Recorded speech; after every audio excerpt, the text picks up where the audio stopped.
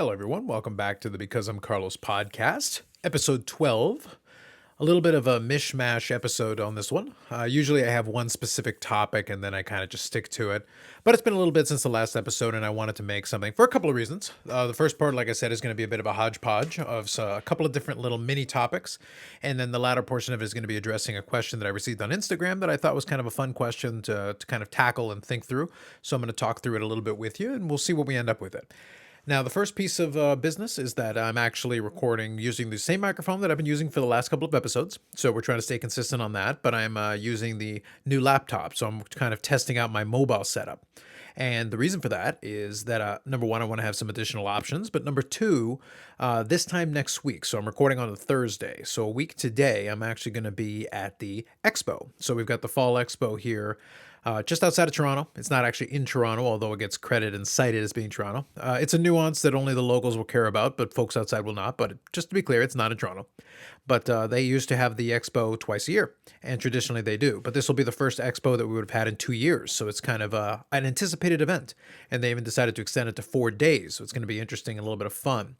Now, the live stream that I'm going to be doing on Friday, so the next day from when I'm recording this, is actually going to be talking a little bit about that in the first segment, and hopefully we'll have a little bit of a discussion about it and go through some main aspects of it. It's going to be interesting for me personally just because it's going to be the first card show that I would have attended for 2 years. The last time one I attended was actually the last Fall Expo in 2019. 2020 was obviously a write-off, and the first one this year they were unable to have it. So they've had a couple of virtual ones since then, and this will be the first in-person. So it'll be very interesting to see, especially since they decided to add an additional day and kind of accounting for the growth, in the sports collectible market, and we'll see if that turns out to be warranted. So I've got my VIP pass and everything, so we'll see how that turns out. And I want to have this mobile setup because I want to be able to record and then potentially do some things. I may do a live stream, but that is still something that's kind of up in the air. A lot of it is going to be based on, things like hotel Wi-Fi and things that I don't really have control over, stuff that I'm going to have to test out myself. But regardless, bottom line is that I'm kind of, I won't go as far as to say excited. I'm very interested to see what it's going to look like and going to be like going there. One of the funny things about it is that given the way that the last couple of years have gone, I haven't been shy in any way, shape, or form of being aggressive on eBay and other platforms and finding cards for the collection. So part and parcel of that is that whereas the expo normally is something that you kind of gear up towards and you start putting aside some money early, in this case, even today, even as I'm speaking to you right now, I actually picked up a couple of more items.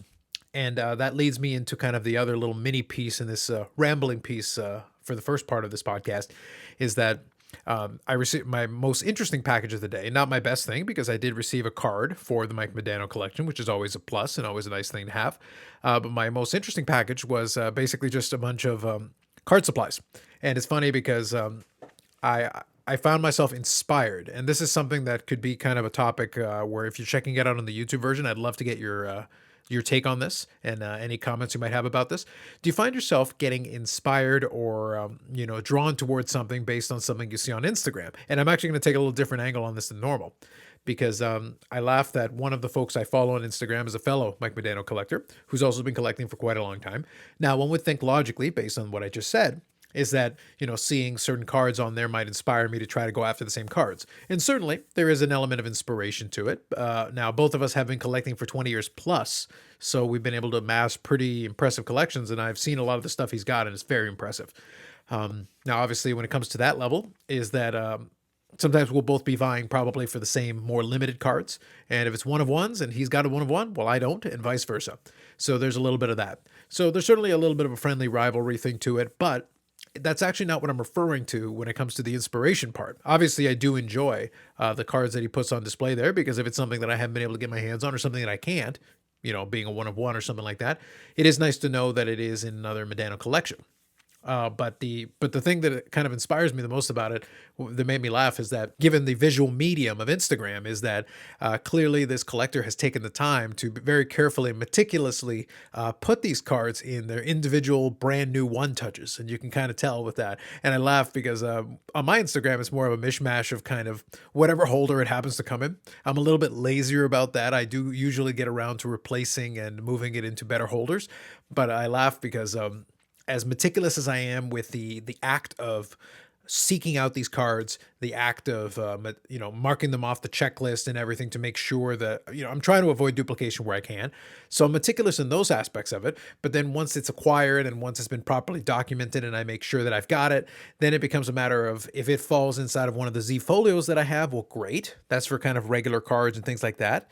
But then some of the nicer cards usually end up inside of shoe boxes, and usually inside of either top loaders or one touches or whatever the case may be. But one area where personally as a collector I'm always very deficient is that I am truly atrocious at getting these things replaced in an orderly fashion, in a timely fashion, but also doing a lot of the sorting. I've got certain shoe boxes that are labeled with the appropriate brands, and the cards inside of them fall under that brand. So I did, do that level of sorting. But at this point, there are probably hundreds of cards that are sitting there in the correct brand order, but not exactly in the proper, chronological and, sub-brand order.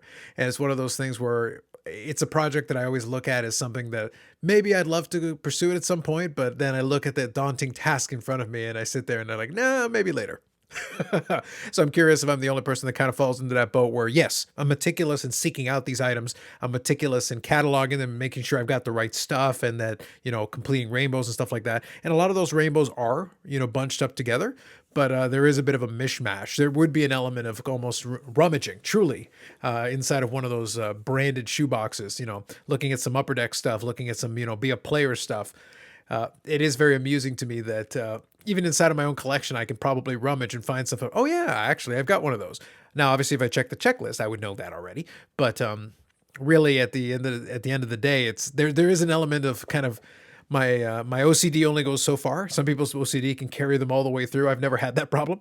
I try to finish rainbows because that's one thing that my brain wants to do. But at the same time, once that's done and I've cataloged it appropriately, then, I can kind of let it go and just let it sit. And, maybe I'm alone in that, but I just found that kind of funny. But seeing this Instagram page with all these, brand new one touches looking nice and clean is like, oh, jeez. So that's why I ended up getting a package today. And it was just a bunch of, supplies. It was some one touches and things like that. It's like, all right. So I've been replacing a couple of the cards that have been needing it for some time. Some of the worst offenders as far as, top loaders and things that are a little bit scratched up or got some residue tape. And it's like, yeah, I should probably replace that. So they look a lot better in their new one touches. So that's good. So that's where I got my inspiration, my Instagram inspiration. So a couple of questions that I leave open to you folks out there is, number one, do you ever get inspired or, drawn to something based on something you see on Instagram or social media? And number two, how meticulous are you in your own collecting pursuits in terms of once the stuff gets in and you've done your diligence with that, do you go right away to sorting? Is that something you enjoy? Is that an aspect of it that you get? I'm at the point where it's like, sorting is probably my least favorite part of it.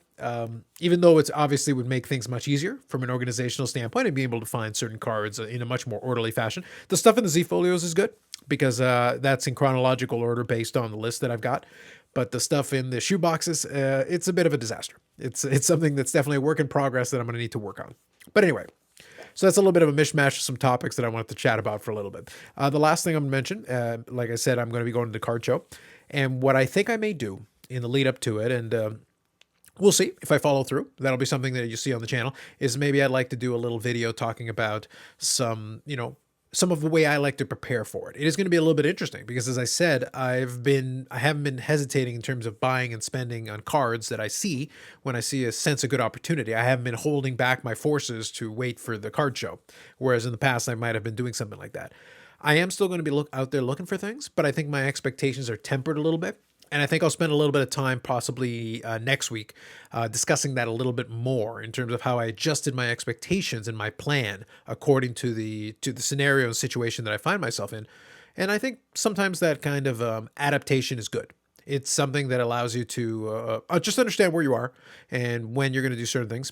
And even if you're approaching a card show or something like that, that doesn't mean you necessarily have to push yourself beyond where your comfort zone is. Just kind of go in and kind of go through with the plan if you can build one.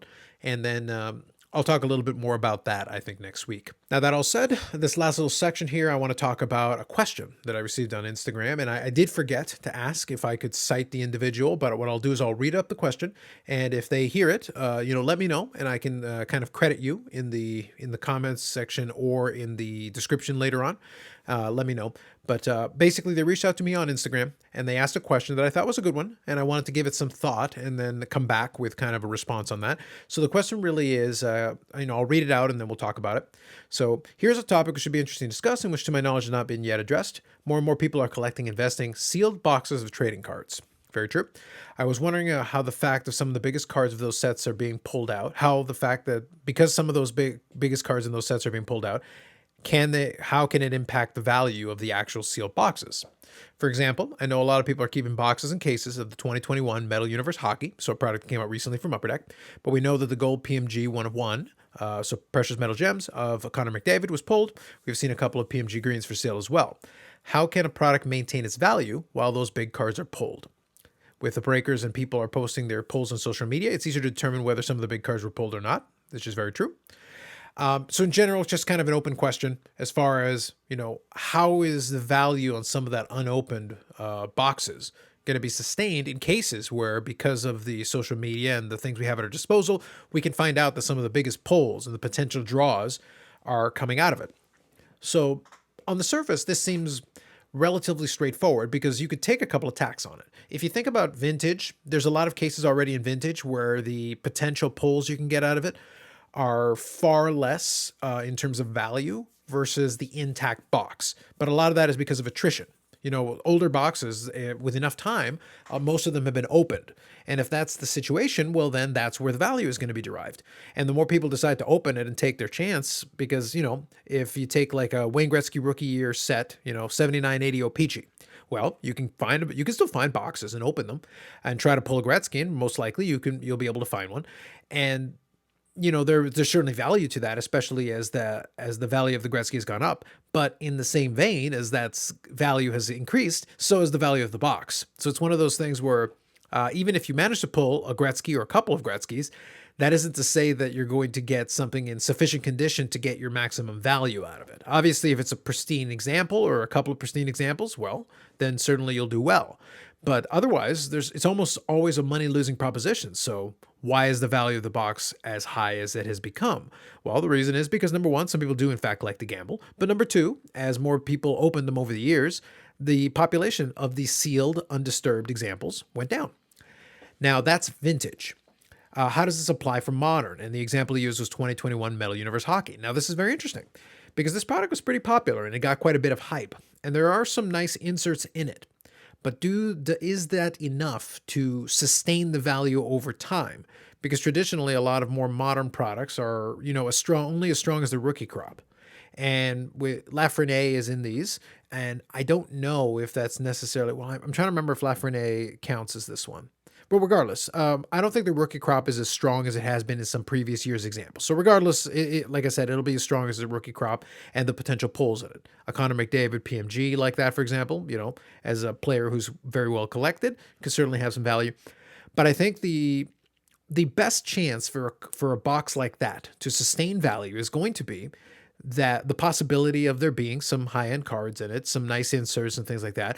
But honestly, it's going to have to be attrition. I just don't know if the value is necessarily going to be there. But the good news is, if that comes into pass, that will keep the price relatively, while certainly slowly going up over time. It won't necessarily skyrocket because if the big pull is already gone, then there's no reason for it to skyrocket until you reach a saturation point where enough of them got opened that then the value becomes very similar to kind of a vintage situation. The value becomes the actual box itself. Once the actual sealed box becomes the collectible, then it can sustain a value on its own, if that makes any sense. It becomes actually worth more than the sum of its parts of opening. It becomes, as a box, as a self-contained box, and as a collectible item in its own right, it gains a greater value than anything you could pull inside of it. And that is the best chance for a more modern product to potentially be able to sustain. But again, that really requires the series itself to be somewhat limited. And I really don't know what the print run of Metal Universe Hockey is. I don't know if I would consider it super limited in that regard. But I think if something like the Cup, where there's a relatively limited print run and a lot of high-end stuff inside of it, I could see something like that. I'm sure that the market for tins of the Cup of some more famous years certainly still retains some value, even if the odds are long of actually pulling one of the big cards. Like the Cup in the year of Connor McDavid's rookie could certainly have tons of value. Or the Crosby Ovechkin rookie, the inaugural year of that has tremendous value.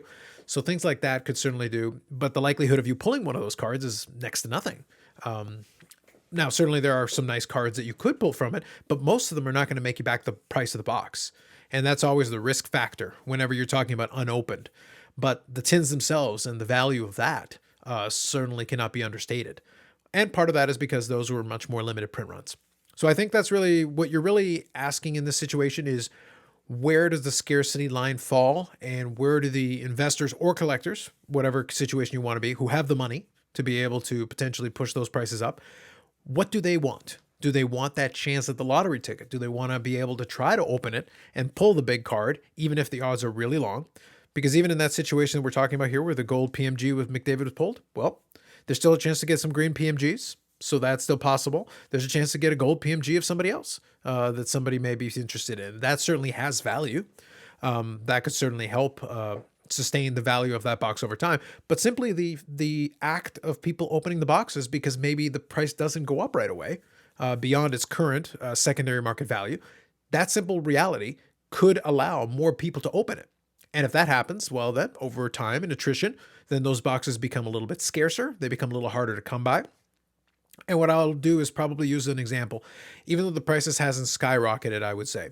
One of my favorite sets from the 90s was 1997, 1998 Black Diamond Hockey. I was a huge fan of that years, and I remember opening a fair bit of stuff, and I built my Medano Rainbow of it years ago, but I was a huge fan of it. Now, in terms of value, there were different times where some of the rookies inside of it held some value. That year had Vincent Lecavalier rookie. I believe it had the Roberto Luongo rookie. And it also had a variety of other rookies that took their time in the sun. It had the David Lewan rookie, which had a little bit of value at one point. And obviously today, not so much. Marco Sturm, Manny Malhotra. A lot of these guys don't have really much value today. But they were very interesting at the time. It was one of those things where there were different times. Alex Tanguay was part of that set. I'm just quickly checking the checklist. Daniel Sedin.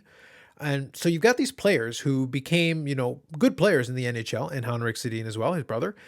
And of course, Lecavalier was the last card in the set, which I already mentioned. But the point is that the rookie crop, while having its moment, and I almost forgot, Maxim Afinogenov at one point was one of the better rookies in it. Again, today, not such a big deal. But the point is that that rookie crop is not going to carry you. And it doesn't have something like a run for the cup the way that the previous year's Black Diamond had. So what is the value of an unopened box?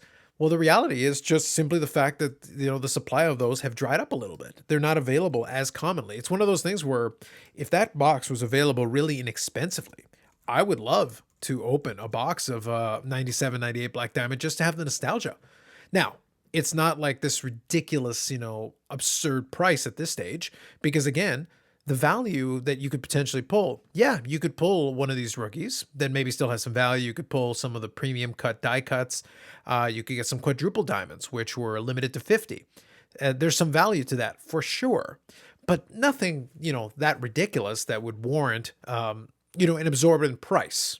Not like the previous year where you've got Joe Thornton's rookie or Patrick Marleau. So you got these two guys who more than likely will eventually end up in the Hall of Fame. Patrick Marleau probably more through sheer number of games played and time served.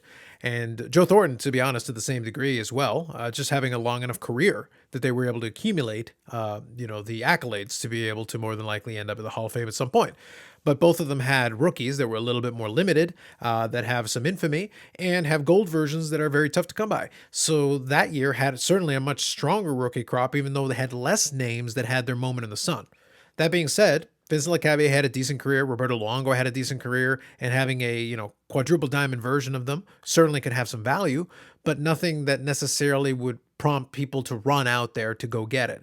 But getting a 97, 98 Black Diamond box isn't exactly as easy as it once was. So it's one of those things where then it becomes, okay, so is the value in trying to, recapture some nostalgia? For me, 97, 98 Black Diamond the value would be nostalgia, because there's nothing really that I could pull in it, most likely, that would really provide a ton of value. It would be a situation of opening it to get that nostalgia, remember what it was like opening those packs back in the day. But the box itself, honestly, probably has more value sealed, unopened. So that's an example there where there's almost nothing you could pull that would really necessarily give you the value. Like, it's possible. There are some very long pulls. You can get a Gretzky, premium cut, more limited version, and that certainly has some value. But you really got to reach. You really got to go deep and try to find something that you could pull that would really feel like a big hit as far as that series and that set is concerned. Stuff like that, though, still has some value just because the box itself, as it became harder to come by, slowly gained in value. I don't know what the value of it would be today. I was doing a little bit of research to try to find an example of a completed auction for one. I was kind of curious myself, but I know that it's certainly worth more now than it would have been a couple of years ago, and nothing has really changed. None of those players have really elevated themselves anymore. All of them are pretty much retired. So it's not like there's going to be this sudden hidden, wave of value coming down the road. It is what it is. And for those who have some nostalgia, it certainly has that value. But for collectability, it's really going to be just the relative scarcity of that box relative to some of the products that are out there today that are printed in more in abundance. I think one of the things that may hurt a more modern product is simply the fact that some people are going to think that very thought that this question began with the premise of. If they think there may be some long-term value simply in the fact that the box is sealed, then there's going to be more folks that are going to hang on to it. And if more folks hang on to it, then the surviving population is going to be higher, and that's going to keep the value suppressed. So these are all the factors you kind of have to consider. And I know it feels like I kind of went in all directions in that question, but in all honesty, the supply and demand economics don't change. The rules stay the same.